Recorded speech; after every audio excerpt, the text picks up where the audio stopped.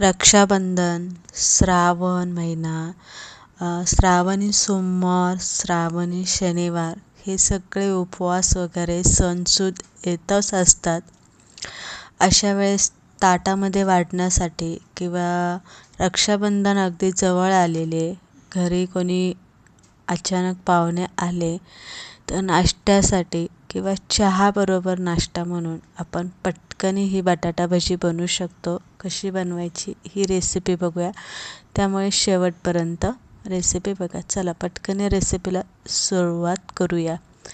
बटाटा घेतलेला आहे मी इथे. गोल असा मीडियम साईजचा बटाटा घ्यायचा आहे. वरची जी साल असते ती साल काढून घ्यायची, किंवा तुम्हाला साल नसेल काढायची तर बटाटा पहिला चांगला चोळून धुवून घ्या आणि मग त्याच्या चकल्या पाडून घ्या. पण मी इथे साल काढून घेतलेली आहे. आता साल काढल्याच्या नंतरनं इथे सुरीने याच्या चकल्या पाडून घ्यायच्या आहे. सुरीने का पाडायच्या तर त्या जास्त पातळसुद्धा होत नाही आहे आणि जास्त जाडसुद्धा होत नाही आहे.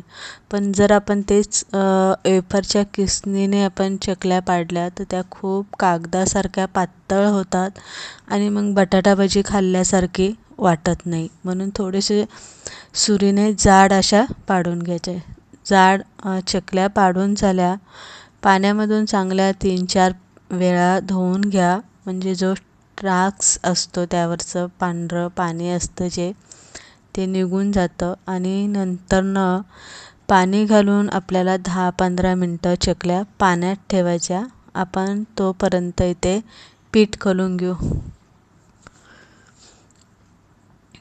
बटाटा भजी बनवताना पीठ खालवताना जास्त काही साहित्य लागत नाही. फक्त त्यामध्ये थोडंसं हिंग घाला, थोडीशी हळद घाला, ओवा घालून घ्या, चवीप्रमाणे मीठ घाला, चिमूटभर खाण्याचा सोडा घाला, ज्यामुळे भजी चांगली टम फुगतात. नंतरनं 2-3 चमचे तांदळाचं पीठ घाला. तांदळाचं पीठ तुमच्याकडे नसेल तर एखादा चमचा मैद्याचं पीठ यामध्ये घालून घ्या.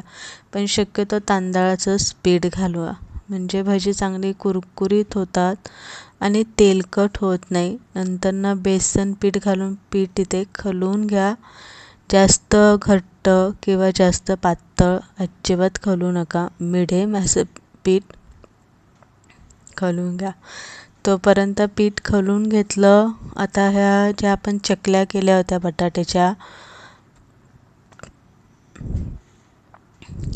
त्या एका अशा कॉटनच्या कपड्यावरती काढून थोडा वेळ सुकायला ठेवा. म्हणजे जे पाणी असतं चकलीवरचं ते उडून जातं आणि अशा कोरड्या चकल्या झाल्या की पिठाचं जे कोटिंग असतं ते व्यवस्थित चकलीला लागतं.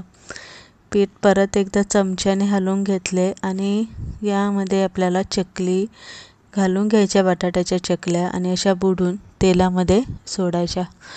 बटाट्याची भजी तळताना तेल चांगलं तापलेलं पाहिजे. गॅस मोठाच ठेवा, म्हणजे काय होतं, तेलात सोडल्या भजी वरती अशी लगेच तळून वरती आली पाहिजे. खाली चिटकून बसली नाही पाहिजे किंवा एकमेकांना चिटकली नाही पाहिजे. आणि सगळ्यात महत्त्वाचं म्हणजे तेलामध्ये भजी जास्त एकदम अशी ताटी वाटीमध्ये अजिबात सोडायची नाही आहे. तर जेवढी तेलामध्ये बसतील तेवढीच सोडा. म्हणजे काय होतं, भजी चांगली फुगतात, तेलकट होत नाही आणि चांगली कुरकुरीत होतात. भज्यांना ताव पाहिजे नसतो तेलाचा. उलटी केली की थोडासा 2 मिनटं गॅस बारीक म्हणजे मीडियम ठेवा आणि चांगली अशी जरासा कुरकुरीत होईपर्यंत तळून घ्या. तेलातनं मात्र काढताना गॅस पहिला मोठा करा 1 मिनिटभर आणि मग तेलातनं बाहेर काढा. म्हणजे काय होतं, भजी तेलकट होत नाही आणि चांगली असं हीट भेटली, चांगली अशी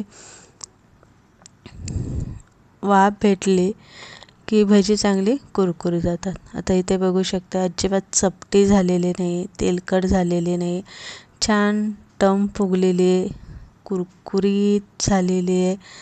मस्त असा पाऊस पडतोय.